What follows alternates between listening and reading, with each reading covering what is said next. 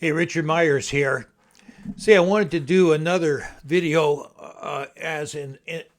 to encourage and to instruct those of you who are becoming advocates for our full-time people in ministry. And as you know, the Direct Gifting Ministry Partnership Program works on the premise that ministry should be supported, not sold, and should be supported by partners, not customers. So it should be supported by partners and not customers. That's kind of our mantra, if you will. And so I wanted to just direct your attention. If you're on YouTube, which you probably are since you're seeing this video, if you search on William Tyndale, he lived 1500 to 1536. So early 1500s. There's a biography there on YouTube. It's 47 minutes long, and it's by Dr. David Daniell, Daniell, British fellow. And here we see an example, an early example, but one that's been repeated throughout the centuries, of an advocate for a talent, a Christian who is talented and who has gifting and is involved in ministry. And that ministry is then supported by a direct gifting ministry support team or partnership. And so the ministry goes forth as a partnership. And this teaming together is essential for that ministry to unfold. So I want you to see this. It's William Tyndale's biography by David Daniell. And here's some things I want you to see there to take away. First of all, just a side note, he says that he studied in Oxford. He started at age 12 and was there for 10 years. And he was studying theology. But note that he says that he didn't study the Bible. They didn't study the Bible. And if you look at Martin Luther, in the preparation for the priesthood, there was no Bible study in Martin Luther's day, and that's why he'd made such an emphasis upon the Bible only, sola scriptura.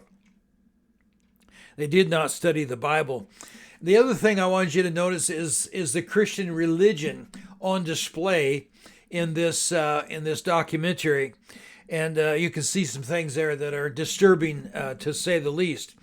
But what I want you to focus, I want to focus your attention on Humphrey Monmouth. Now, Humphrey Monmouth, well, first of all, there was John Walsh. And you notice in the story, Wycliffe, as he finished his schooling, he could have taken a job as a scholar, but he went to be the tutor in this home of a wealthy family, tutoring their children. And the names, they were the Walshes, W-A-L-S-H. And in that capacity, he tutored their children, but he also had weekly Bible studies in their home. And that's when he began to really become known as a profound linguist and teacher.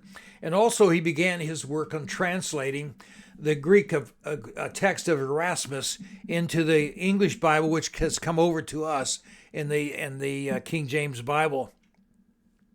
And then later on, he made the acquaintance of Humphrey Monmouth, and Monmouth was a businessman. If you go in and search on Monmouth, you'll find that when he connected up with Wycliffe, he went and recruited other business people. In other words, he was an advocate for Tyndale.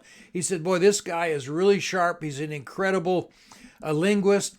He wants to translate the Bible from Greek, Erasmus's text, into English. If you're interested in helping me support him, we can join together to support him financially. And that's indeed what happened. So without Monmouth, we would not have a King James Bible. Yet no one's ever heard of him. But he was the direct gifting ministry partner of William Tyndale. And so I want you to see this very early example of what we're talking about when we talk about an advocate and a direct ministry gifted partnership program. And it's a 47-minute video, and it's very enlightening to see this illustrated, and I think in a pretty much accurate way, what the life of Tyndale was like. So his ministry would not have been possible without somebody like you who are considering to become an advocate and a partner with somebody ministering full time. Hey, thank you for attention to this, and I'll look forward to further videos to instruct you and answer your questions.